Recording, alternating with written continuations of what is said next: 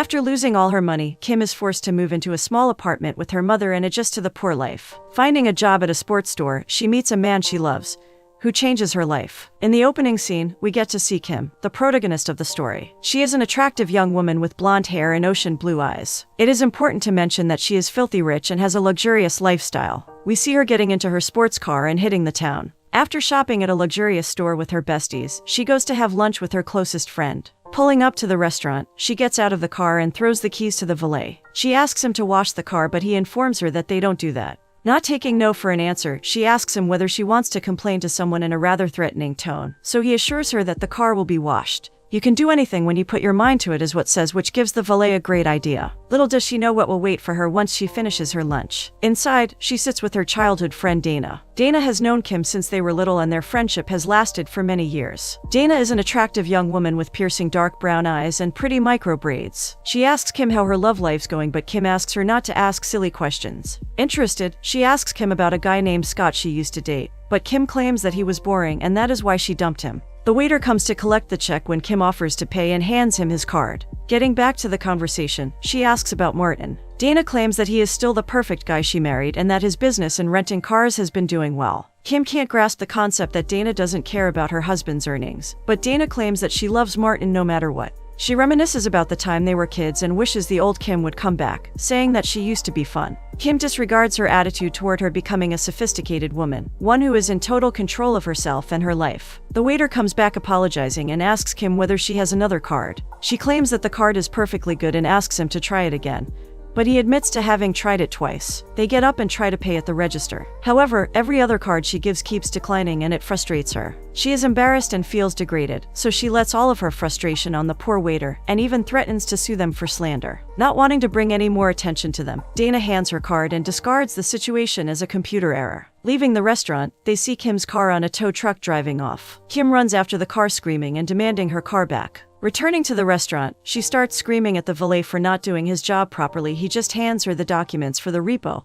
and her bags before leaving her there. She immediately calls her lawyer and starts screaming at him as well, demanding he meets her at her place. Returning home, she puts the bags down before heading to see her lawyer. Of course, she starts screaming at him, but he tells her to be quiet and to sit down. She is shocked by his behavior, but he lets her know immediately that all of her money is gone. Baffled, she asks how the money's gone when the business is thriving. He puts the blame on her unnecessary spending and her trips all over the world. She is terrified of what to do next when James tells her that she's broke and has nothing in the bank. Her mother Martha comes as well and she is shocked at her daughter's behavior. Martha is a beautiful lady and we can see who Kim got her looks from. Her lavish blonde hair complements her ocean blue eyes and her charming smile. She was bombarded by questions from Kim about her money. However, James lets them know that there's nothing they can do about the situation and advises them to get a job. Martha can work in his company and Kim is left to find a job on her own. As for their home, he's willing to let them stay in an apartment in a building he owns. Kim searches for a job everywhere, but she can't seem to find one. Her attitude and her bratty behavior are not attractive to most employers. Despite her visiting the places she usually shops or goes to, she is still unable to find a job. She complains to Dana, and Dana tells her that her attitude might be the problem. Dana is baffled when Kim says that she needs to find a job in a couple of days that pays at least $10,000. She lets her know that she needs to lower her expectations and not expect to be the boss immediately. Kim admits that she's broke and desperate, and even mentions that she doesn't have a car. Dana's face lights up as she realizes that she can help her get a car by getting a loaner from her husband's car rental. She even claims that she can get her a job as a sales assistant at a sports shop, and so we see Kim going to Goodly Sports the next day. Entering the store, she goes to one of the ellipticals to take a closer look at it. A charming lady named Dee approaches her and thanks her for coming. Seeing that Kim is interested in the elliptical, she asks Kim whether she knows anything about it, so Kim proceeds to give her all the details about the fitness machine. Dee is surprised and assumes Kim knows a lot about fitness machines, to which Kim replies with an attitude, claiming that to look as good as her, one would have to work out here and there. Kim is asked whether she knows anything about sports goods when she spots a lady choosing the wrong weights. Dee is confused at Kim's sudden reaction as she turns around to see what's happening. Kim runs up to the lady and lets her know that the weight she's trying to buy is made out of cast iron with metal scorings. Not wanting for her to ruin her manicure, she suggests the lady buy weights covered in neoprene that won't slip if she sweats. The lady takes the weight and leaves when Dee comes around and congratulates Kim. She claims that Kim had done an amazing job as she sold a more expensive product, and a better product for her needs. Dee takes Kim to the counter to meet Michael, the owner of the store. Kim is amazed to see such an attractive young man in front of her. Michael is a charming, handsome man with a fit physique and sharp features. Dee tells him that Kim doesn't have any experience in retailing but has a lot of potential. So Michael asks Kim whether she's willing to learn. Kim promises to learn everything she needs for the job, so Michael hires her right away. However, Kim is shocked to find out that she has to show up at 8 a.m. for her first day of work. She even assumes that it's negotiable but soon realizes that she has to do as she's told. Thanking them for the opportunity, she leaves the store satisfied. Getting to the building where she's supposed to reside with Martha, she gets frustrated about not being able to find a parking space. Getting out of the car, she sees James and asks him where the garage is. He tells her that there's no garage and she's free to park wherever she wants. Going up to the apartment, she is shocked to see how small it is once her mother lets her in. Asking where's the rest of it, she assumes that there's a guest room at least, but her mother lets her know that it is a one-storage apartment. Kim doesn't want to accept that and asks Martha whether James can give them a better apartment. Martha lets her know that James is not giving her anything and that she has to pay rent every month. Speaking of rent, she asks her daughter how she's going to pay off her share, so Kim lets her know about the job she's gotten. Her first day at the store comes, and we see her in the uniform but in rather uncomfortable heels. Dee asks her whether she's sure about working in those shoes and she assures her that she is. She spots a customer looking through some jogging shoes and suggests Kim tries to help him. Getting to him, Kim greets the young man and asks whether there's anything she can help with. The man needs running shoes and not only does Kim help him buy them, he gets a whole outfit for running. After the man leaves, Dee goes up to Kai and congratulates her on the amazing first sale. We find out that Michael has a son as we see him picking him up from school. Something seems to be bothering Tate as he's not his usual talkative self. Michael asks him what's wrong and Tate reveals that his classmate told everyone that he will be going to the Arizona Pro Baseball camp that summer, which is where Tate wants to go. Michael lets him know that money is tight at the moment but he still doesn't understand, claiming that his mother would have let him go. Some time passes and payday finally arrives. Everyone gets their letter and Kim opens it with anticipation. However, she's disappointed to see that she's only getting $500 for the week. She complains to Dee but Dee reminds her about the tax intake. After work, Kim calls Dana to complain but she assures her that she's getting more than some people do. Kim doesn't want to reside with Martha, but it seems like she has no choice, considering the amount she's getting. Dana suggests she comes to stay with her husband but Kim declines as she thinks that it's not a good idea. That's what friends are for, says Dana, which gives Kim the idea to call her rich friends Rebecca and Shauna. Kim doesn't think that staying with them will be good for Kim, so she advises her to get a second job. Exhausted, Kim complains about already having a job but Dana reassures her that a second job is a common thing. On her way back, she passes by Chester's, a pizzeria that has a help needed sign at the front. Kim contemplates going and asking for a job but decides to leave it for some other day. She sits to have lunch by herself and decides to call Rebecca and Shauna. Calling Rebecca, she expects her to pick up but it goes straight to voicemail. Kim asks her whether she can help her out but she doesn't know that Rebecca and Shauna are together and both of them don't want to answer the phone. She calls Shauna next, and Shauna doesn't even let it go to voicemail. Having no other choice, she goes to her mother's in the evening with her suitcases. Martha is excited to stay with her daughter but Kim can't believe that they'll have to share a bedroom. However, Martha lets her know that the bedroom is hers and that she's sleeping in the living room. As time passes, Kim gets to learn more about her job, and Michael teaches her about the differences between softball and baseball. The biggest issue customers have is differentiating the gloves and bats between these sports. Kim thinks that it looks easy, but Michael lets her know that it's easiest to learn while watching it, and invites her to come to the baseball practice he will be holding the following day. The next day comes and Kim goes to practice in a rather fancy outfit, not appropriate for playing baseball. Michael sees her and runs to her immediately, with David following close by. He greets her, and David is rather interested in getting to know who she is, but Michael sends him back to the field. Looking at her heels, Michael advises her to wear something more casual the next time so she can run. Luckily, Michael remembers that he has a spare shirt in his car, so he gives it to her to put it on. They start learning by tossing the ball and Kim finds it more and more interesting as they play. She even takes her heels off to play barefoot so she's better at the game. After they finish the game, Kim thanks him for the experience, and claims that she didn't know that baseball could be so easy. Michael lets her know that baseball is hard and that she was just preparing to learn baseball. Before leaving, Kim thanks Michael for teaching her and suggests she buys lunch to repay him. However, Michael says that he has to take his son home and Kim is shocked to learn that David is his son. Despite being shocked, she remains cool and smiles. Later in the evening, we get to see David and Michael at Chester's. While the chef is making the delicious pizzas, we hear David talking about Kim. He claims that she's pretty and nice, which is the perfect girl for him. However, Michael assures him that it was pure business and asks him not to worry about him. It seems like Kim can't adjust to her life yet, as she sits down with her mother, only to complain that they're living like peasants. Martha assures her that her health and her job are more than enough for her to have a good life. Kim is unsatisfied with the amount she makes, so Martha suggests she gets a second job, as it is easier to find another job when you already have one. Kim doesn't believe that she even knows what it's like to have little money, but Martha assures her that her father had nothing when they got married. Working hard, they barely even saw each other in the first years, but they held strong until they were rich. Kim apologizes for her attitude and remembers that the situation is hard on her mother as well, but Martha thanks her for being there with her. Martha's words get to Kim as she goes to get a job at Chester's the next evening. Chester, the owner of the pizza place, asks her if she has any experience, and she lets him know that she exclusively ate at restaurants before she lost her money. Seeing that the girl's confident, Chester hires her on the spot. Kim returns home with a box of pizza so her mother and she enjoy dinner together. Martha thanks her for the pizza and asks her to bring one every night. Kim's happy that she's found a second job but wonders where the paycheck from her mother's job is. Martha lets her know that the company pays monthly and assures her that the check should be arriving soon. The next day, while Kim's carrying a box of stuff, a rude customer asks for help. She lets him know that she'll be with him soon because she has to put the box away. However, the man demands she help him immediately as he doesn't have a lot of time. Putting the box down, Kim takes him to the skateboard aisle to show him some of the skateboards they have. Like a professional, she asks whether he's experienced, but he tells her that it's for a kid, and it shouldn't be hard for her to understand that it's not rocket science. She asks him about size and price, but he assures her that he doesn't care about price, as his shoes cost more than what she makes in a week. At Chester's, Kim gets handed a shirt as a part of the uniform she has to wear while working. Despite not wanting to put on the colorful shirt, she puts it on and gets to work. She seems to be handling it well, despite it being crowded. Dana calls to check up on her bestie and to motivate her that things get better, and that puts a smile on Kim's face. After a long day of practice, Michael and David go to Chester's for a delicious treat.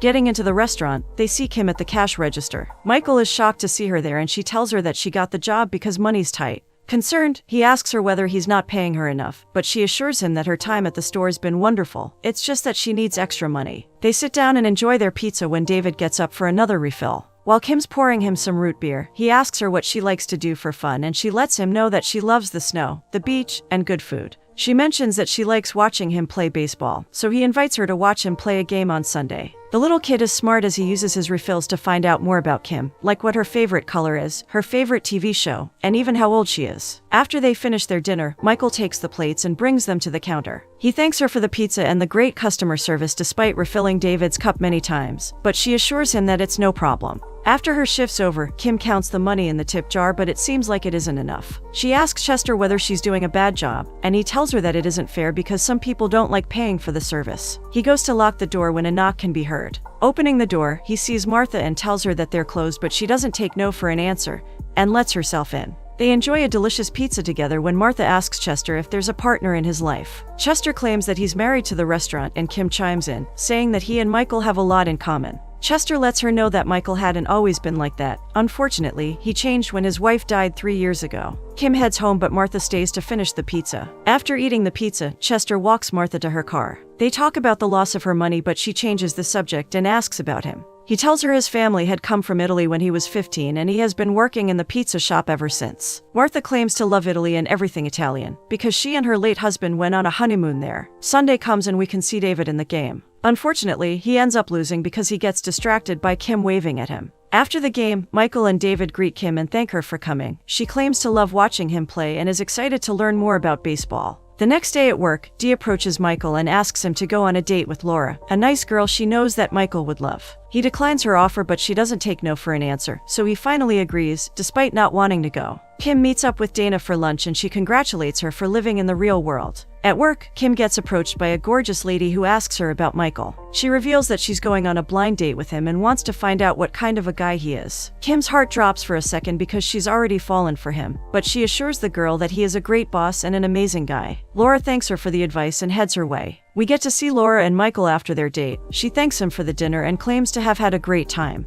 Not knowing what to say, Michael apologizes and admits that he's not good at dating. His wife was the only girl he ever dated and married. She knows that it must be hard for him after his wife's death, but he will have to get out of his shell eventually. He laughs and admits that she reminds him of his son. Smiling, she asks whether there will be a second date and he brushes her off in the nicest way possible. Kissing his cheek, she thanks him for an amazing date and claims that whoever he's crushing on is a lucky girl. After the date, Michael and David head to Chester's to enjoy a meat pizza. Kim asks him how the date had gone, but he asks her whether she can sit with them for a while. Chester lets her have a break and they sit down to enjoy the delicious pizza. David asks his father for some money for game coins, but Kim asks them to wait as she leaves the table. While she's gone, David advises his dad to invite Kim on a real date.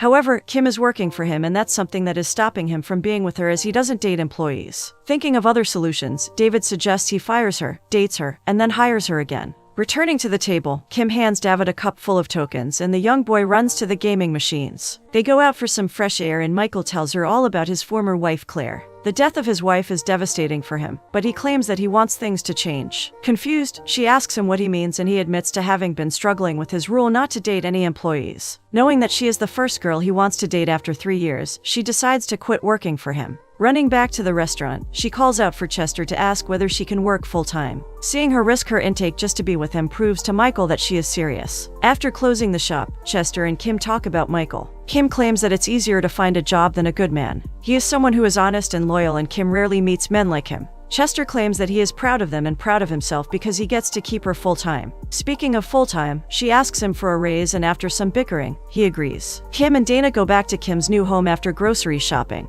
Entering the apartment, Dana asks Kim about Michael. Kim claims that meeting him was accidental and honest. Dana wishes Kim lost her money a long time ago because the real Kim is showing and not the bratty Kim. Looking at her with a smile, Kim admits to having been horrible and asks how she could have been her friend. Dana admits to knowing who the real Kim is, and she's waiting for her to come out one day. At the restaurant, we see Martha and Chester enjoying some time together. She can't believe that Kim would quit her job for love, so Chester asks her whether she's done something crazy for love as well. She admits to not doing anything in a long time but thinks it's not too late. Chester says that it warms his heart to hear those words from her as it gives him hope for their relationship. He walks Martha to the entrance and admits to worrying about her and Kim. He offers money to help their situation, but Martha thanks him and says she could never take money from him. The next morning, James comes over to the building where Martha and Kim are living when he sees Kim exiting the building. She greets him in a rather polite manner and he asks her how she's doing. Her eyes lit up as she admits that she couldn't be better. She thanks him for his generosity and promises to pay him off if she has the money one day. As they're enjoying their coffee, James tells Martha that she has won.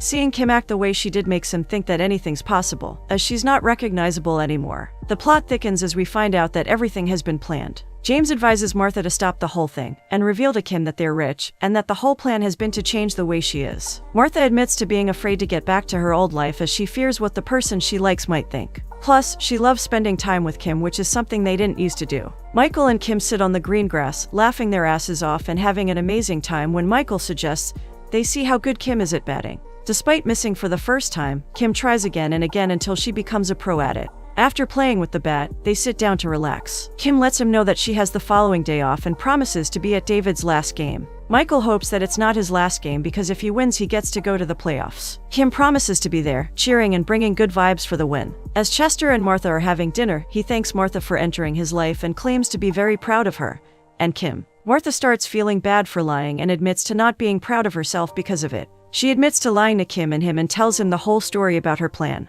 Chester understands her plan and sees what she wants to do. He even claims that things that are done out of love should be given special forgiveness. He warns her not to do it again and she promises to never do it. Walking out of the restaurant, he advises her to tell her as soon as possible, since she's gotten what she wanted. Martha admits to getting more than she wanted as her daughter had become a completely different person. However, she's afraid to tell her daughter because she might want to get back at her. Chester suggests he goes with her but she declines his offer as she wants to do it alone. Returning home, she prepares herself to reveal the truth but finds Kim asleep on the couch. She tries to tell her the next morning, but Kim rushes to get to work. David's final game comes and Kim is there to support him and Michael. Fortunately, David wins the games which qualifies him to go to the playoffs. Everybody cheers, and smiles can be seen on everybody's faces. David, like the true champion he is, tells one of the kids that they did amazing, despite them losing. Kim is impressed by how mature David is, so she makes sure to tell him that he's done a great job. However, David claims that the kid is the happiest of all because he gets to go to the Arizona Pro Baseball camp that summer. Their conversation is interrupted by Michael, who asks them whether they want to celebrate. The day seems to have been perfect for Kim as she tells Dana over the phone about everything. Kim talks greatly of Michael and David, but Dana stops her mid-sentence and claims to have never heard her be so enthusiastic about anything before. Kim complains that the team's equipment is over 15 years old and wishes she could buy them all new equipment, but unfortunately she thinks that she can't afford it. Dana assures her that David doesn't need her to buy the team new resources, and reminds her that a lack of resources builds character. Returning home later in the night, Kim gets scared by seeing her mother sitting in the dark. Martha is ready to tell her the truth about everything. Kim lets her know that David had won. Looking at her becoming a different person, Martha admits to always knowing what she could be. Kim has changed so much and Martha is very proud of that. Before Martha reveals anything, she makes sure to let Kim know that she had done everything out of love. Seems like Kim hadn't taken the news well, as we see her get up from the couch with a cloth on her head. The news was so shocking for her that it made her pass out. Martha starts apologizing but believes that what she has done was for the best. She asks Kim if she has any chance for forgiveness, but Kim says the unexpected. She thanks her mother, claiming that she would have never understood how people lived if she hadn't done that. The most important thing is that she never would have met Michael and experienced true love. Martha agrees as she claims that she would have never met Chester if it wasn't for the plan. Curious, Kim asks if something is going on between them but soon realizes that she doesn't want to know anything. James had put all the money back into Kim's account and a new credit card will be given to her. Martha tells her that she is a rich woman again, but Kim claims that she was a rich woman before James did that. But now, she knows what to do with her money. Going to the sports store, she sees Michael and greets him with a hug. He tells her that he has a meeting to go to, so she invites him to dinner before he goes. They're supposed to meet at 8 p.m. and Donner's, which is an expensive restaurant. He is surprised to hear that it's her treat because they're going to an expensive restaurant, but promises her to be there. Michael leaves and Kim heads to the register where she gives Dee a list of things for David's baseball team. Confused, Dee asks her whether she's sure she wants to buy thousands of dollars worth of merchandise, and Kim lets her know that she is. However, that is not the only thing she'll be getting for David, as we see her write David's name on a letter. Unfortunately, her good intentions are about to be misunderstood as David finds out about the purchase. Returning to the store, he sees Dee pack a large order, and when he asks her to see the invoice, she refuses to give it to him. He finally gets to see it, and Dee tells him that Kim had wanted it to be kept private. We see Kim sitting at her table when the same waiter that she mistreated when her card was declined comes to serve her. She asks about his name and starts apologizing for the time she treated him badly, despite her being in the wrong. Asking for forgiveness, she admits to having been a complete monster. Brad accepts her apology and lets her know that she's forgiven. Surprised by the sudden kind gesture, he asks her whether he can get her anything, like a glass of wine free of charge. Michael arrives at the restaurant confused, asking for answers. Kim reveals that she's rich again and he asks her what she means by again. Kim proceeds to tell him everything that happened, but he still doesn't understand. Kim admits to wanting to use the money for a good cause, like helping him and David. She pulls a letter out of her purse, the same letter that has David written on it. She had paid for the Arizona Pro Baseball camp, wanting to make David's wish come true. Baffled, Michael asks her why she's done all of that without asking him. She claims that it's a gift, but he asks her what values she teaches him after being told that he can't go. After pausing for a minute, he tells Kim that he doesn't know her story, but it seems too complicated for him. "I can" is all he says before leaving Kim alone at the table. She calls out his name as tears form in her eyes and she starts crying. Returning home, she talks with Martha and claims that it's the money's fault. We get to see that Rebecca and Shauna were never Kim's true friends as they make fun of her. It is bizarre to them what Martha had done and claims that they would have probably died if it happened to them. Now that Kim's rich again, they decide to call her and bring her back into the group. Kim sits down with them only for them to force her to go on a date with some guy named Jonathan. Despite her claiming that she's not ready to start dating again, things seem to be hard for Michael, as well as every blonde girl he sees, who reminds him of Kim. We see Kim on a date with Jonathan, but we later find out that it hadn't gone smoothly. Dana can't believe that Kim had thrown a plate of fish at Jonathan, but Kim justifies her actions by claiming that he had been rude. Kim can't believe that her friend thought that she would have liked him, but Dana reminds her that the older probably would have. Kim's old house hasn't been rented yet, so Dana asks whether she's willing to move back there. Kim admits that the girl that used to reside there was different, and doesn't plan on being like her again. Time passes, but Michael can't seem to forget Kim.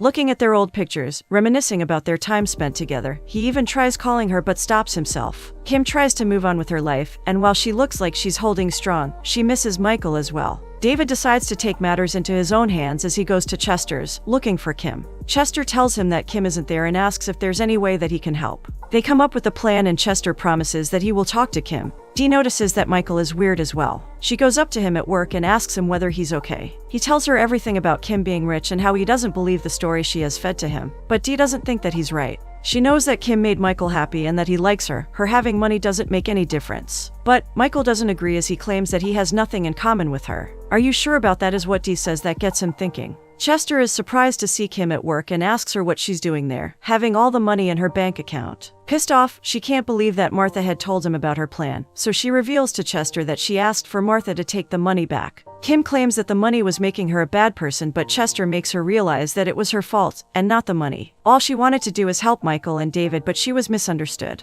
Chester tells her to give Michael some time to let his pride wear off, but she claims that he was serious and that it's over for good. Wanting to escape her previous lifestyle, Kim moves into the small apartment she has lived in for a couple of weeks. Dana doesn't understand why she needs to move there and not to another apartment, but Kim asks for her understanding and support. Dana reminds her that she's always been there for her. Kim agrees, and that's why she offers to supply everything Dana and her class need. The besties hug as they know that better times are coming. While they're celebrating, Martha is at Chester's worried about the consequences of her actions. She wants to fix the situation, and while Chester supports her, he reminds her that she has to bring back her daughter's old lifestyle and not change it. And fix it is what she does. She talks to Michael herself and asks him to listen to her. Sitting down on the bench, she admits to having made it all up. She wanted her daughter to turn into the kind of woman she always knew Kim could be, to show who she is from the inside. Michael admits that he has run the story over and over, trying to make sense of it. When Kim's father passed away, that is the time she used her money to fill up her emptiness, becoming a person no one wanted to be around. Seeing her daughter become such a monster, Martha knew that she had to do something about it.